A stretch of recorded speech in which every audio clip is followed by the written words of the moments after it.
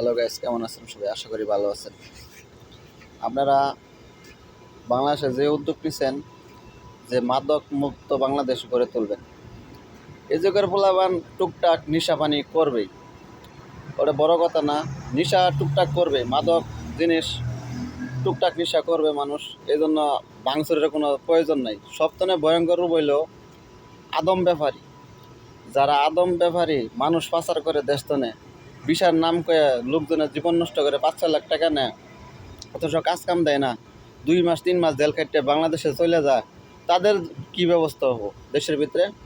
এই জন্য আমি বাংলাদেশের জনগণকে বলবো, দেশে কোনো লোক যেন আদমের ব্যবসা না করতে পারে, সে একটা উদ্যোগ নেওয়া হোক।